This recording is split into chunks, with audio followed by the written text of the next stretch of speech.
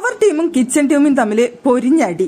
സംഭവം മറ്റൊന്നല്ല, game start ചെയ്യുന്ന സമയത്ത് ഇവർക്ക് ആർക്കും തന്നെ കൂടുതൽ ചിന്തിക്കാനും കൂടുതൽ നേരം ഗസ്റ്റിനെ പരിചരിക്കാനും അതുപോലെ എവിടെ ഒളിപ്പിക്കേണ്ടതെന്ന് ചിന്തിക്കാനും ഒന്നും സമയം കിട്ടാതിരിക്കാൻ വേണ്ടിയിട്ട് പവർ ടീം ഒരു സൂത്രം പ്രയോഗിച്ചു. അവിടെ കിച്ചൺ ടീമിന്റെ അടുത്ത് വന്നിട്ട് പറഞ്ഞു, ഞങ്ങൾക്ക് എല്ലാവർക്കും ചായ വേണം, 17 പേർക്ക് ചായ വെക്കാൻ പറഞ്ഞു, കട്ടൻ ചായ വെക്കാൻ പറഞ്ഞു. അതുപോലെ നെക്സ്റ്റ് ടീമിന്റെ അടുത്ത് വന്ന് പറയുന്നുണ്ടായിരുന്നു, നിലം മുഴുവൻ അടിച്ചു വരണം, മുഴുവൻ മണ്ണാണെന്ന് പറഞ്ഞിട്ട് വീണ്ടും അടിച്ചു വരാൻ പറയുന്നുണ്ടായിരുന്നു. അങ്ങനെ എല്ലാവരെയും കൊണ്ട് പണിയെടുപ്പിക്കാൻ നോക്കായിരുന്നു പവർ ടീം.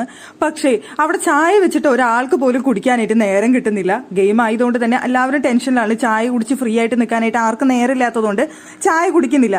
പക്ഷേ ഡെൻ ടീമിന്റെ പാവയാണ് ആദ്യം ബലൂൺ പൊട്ടിയത്. അവരതുകൊണ്ട് തന്നെ ഗസ്റ്റ് മരിച്ചു എന്നുള്ളതുകൊണ്ട് ഗെയിമിൽ നിന്ന് പുറത്തായി. അപ്പോൾ ഡെൻ ടീമിന് നല്ല ദേഷ്യം വന്നു. എല്ലാവരും ചായ കുടിച്ചാൽ മാത്രമേ ഞങ്ങൾ ഇനി കിച്ചണിൽ കറി വെക്കുള്ളൂ എന്നാണ് ഡെൻ ടീമിന്റെ പ്രതിഷേധം.